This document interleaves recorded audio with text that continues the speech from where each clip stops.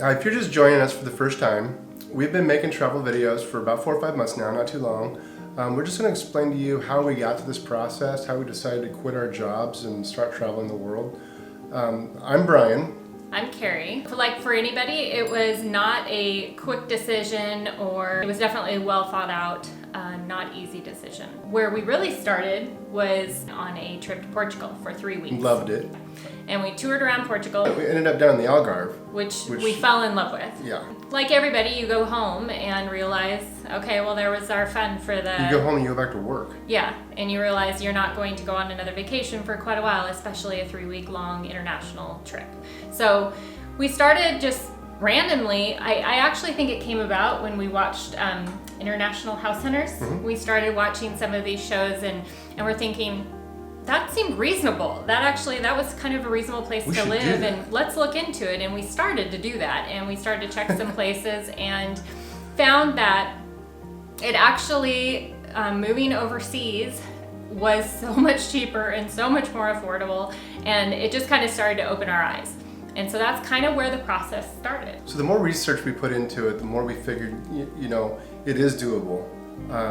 And the reason why we can't do it in the United States is health insurance. It's just too expensive. So we started researching, we started off researching the healthcare in Portugal, and it's very good and it's very affordable. So that's kind of what got us thinking that we can do this, and anybody can do this. Yeah. So that's where it started. The more it evolved, the more we started shortening that time. It started out to be like an 8-year process, and it was a 5-year process. Yeah, we definitely, I think soon is just like when somebody sets their retirement date, they keep then it gets harder and harder. 8 years is a long time. It's a long time.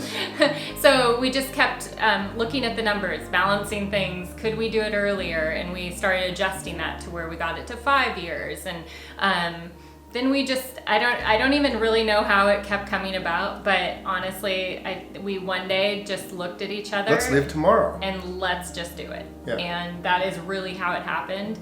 So one of the key components for us to start doing all this and be serious about it was we're both debt free. And we've always been kind of budget cautious. Yeah. Like we don't eat out a lot. We don't spend a lot of money just doing frivolous things, or we don't buy a lot of things. So we were kind of already in the lifestyle of doing what we're doing now. Yeah, so it really wasn't, it's not a huge, Yeah. When you see us not eating out or you see us not doing a ton of things. It wasn't a huge adjustment. It wasn't a huge adjustment, yeah. The other thing that we had to really nail down was what each of us felt comfortable spending monthly for budget.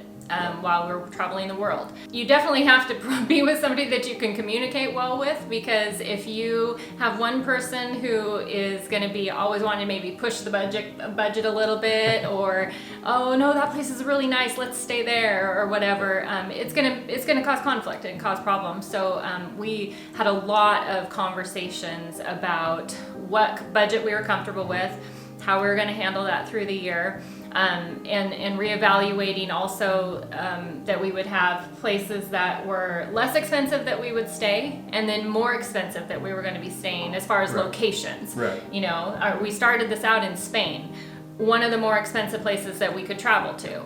Well, she brings up a good point. We're not going to be going northwest of Spain anytime soon. It's just too expensive. We'd love to go to Ireland. England, France. We'd love to do all that. Amsterdam. Those are all on our list of things to do. We just can't do it right now. Eastern Europe, Southeast Asia are probably going to be the places we're going to focus on for the next at least couple of years. So when we started researching places around the world that we could afford, we also wanted good healthcare. And there are places that have fantastic healthcare that we can't afford. Panama, Ecuador. Spain.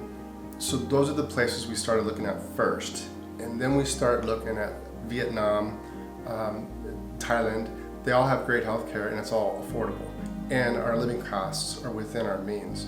And then we start looking at travel insurance. Yeah, it really just covers everything that your credit card's going to cover. Yeah, so we went with Global. We went with Cigna Global. Cigna Global. And that's just your regular healthcare policy that you carry at home. But it's going to go with you. The one thing with Cigna Global that I would say is that you have have to choose if you're going to carry US coverage on that. And that's just US coverage if you're returning home, not living in the US. And so you can add it on, but it is an extra expense. So right now we don't have that on there, but it might be something that we do start to look at. For what you get in comparison to the other plans, we did a lot of research. It was the best one that we found. So it's one of those everybody has to kind of find what works for them. Cigna Global. Yep, Cigna Global. And we're paying what, $130 a month? We for pay that each? $135 each a month, and we decided to do the year plan because it saved you 10%, so you really got a month for free. One of the other big things that you really have to think about when you're going to decide to do world travel full time is you're giving up those comforts of home. There's the rare person out there that, yeah, they hold on to their house at home and stuff. We weren't those people. We were getting rid of it all. So, you know, we don't have a place anymore that we necessarily call home, you know, and that's tough. Pros and cons of world travel, that'd Yeah. definitely be a con. Definitely, yeah. You know, all of our belongings we carry in 3 bags each, and one of those is a backpack. So yeah, that is something that, you know, we're not buying souvenirs or clothing or anything like that. If we buy a new pair of shoes, we get rid of a pair of shoes because we can't fit it in our luggage. One thing that is important to think about before you're going to head out, especially if you're doing couples travel, is that the person you're going with, you better like them a lot and get along because you're spending 24/7 with the same person. And you know, when we traveled to Portugal together, we were around a lot of people. We ran into a lot of different people and had conversations and stuff, and you kind of felt like you could at least have some conversations with other people. Our first month out the door, we were in Valencia, where we did not hear English, but maybe twice the entire time that we were there, the whole month. So we really had each other to talk to. She heard it more than I do because I talk a lot. She talks more on camera, I talk more off camera. But I had it pretty easy though, because I got to hang out with her for a month, or for this entire journey. Yeah. She has to hang out with me. We fortunately get along fantastic, and we know how to just kind of have our quiet space during the day of we kind of both do our own thing for a little bit. That I would say for some people might be a challenging point, because I've had that question asked by a lot of people. How do you stand around that guy? That's not the question they asked, but And then we get into you know, friends and family. It's a sacrifice. It's something that we talked a lot about. You know, telling your friends is, you know, they're excited for you. Yeah, everybody was excited for us, but telling your family, telling your parents that you're gonna run off and travel the world and be home every 6 months, that wasn't easy. You know, everybody was very supportive, but it was still something that we had to do. I have kids in 3 different states, so my kids, Florida, Arizona, and Washington State. So it wasn't, that part of it wasn't that difficult. Carrie, on the other hand, my kids both live in the same hometown, and my grandkids and my parents, and so, you know, and I've lived there my entire life. So that was a challenge, you know. I mean, it's something that I knew that I always wanted to do, to take off and to travel, but that comes with that as well, that sacrifice of that you are not there for every event, and you know, thank goodness for social media and makes it a lot easier. Yeah, for sure. all the connections that you can make, that helps. But yeah, that's definitely something to consider. So we made the decision, we're going to do this now. So we set the date, and from that date, we had 4 months. We told our friends and family, we gave our notice to our jobs, we gave them plenty of time. And so from that point forward, we had a lot to do. So the first thing that we had to do in the step of that was get rid of everything that we owned. So fortunately, I had been downsizing for a few years in a row, so it made it a lot easier. That was just kind of a blessing in disguise. But we decided together, we knew that no matter what, we were probably not going to be coming back to our hometown and setting up house again.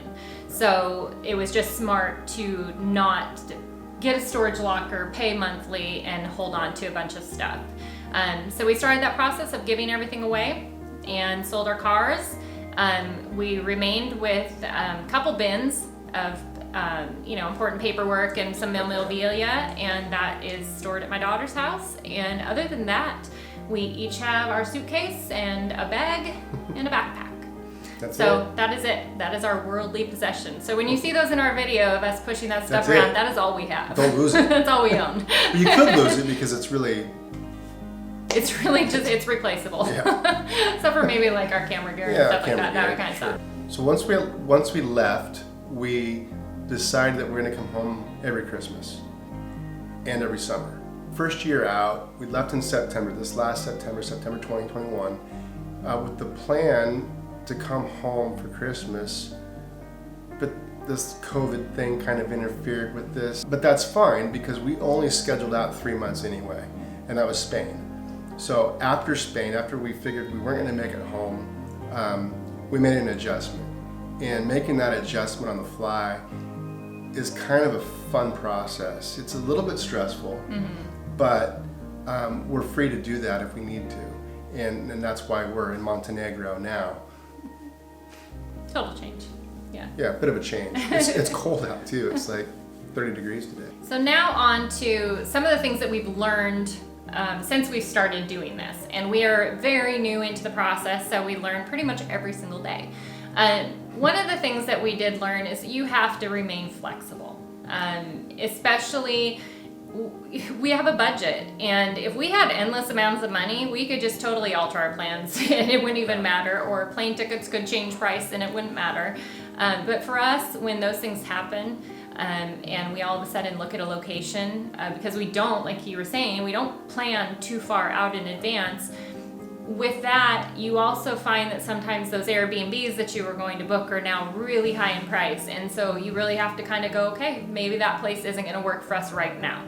So you have to be flexible. And talking about the Airbnb, we've liked all of our Airbnbs up to this point.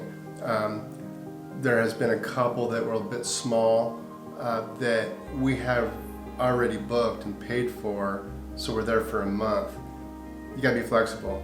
You gotta make do with what you got, and we did, and it was fine.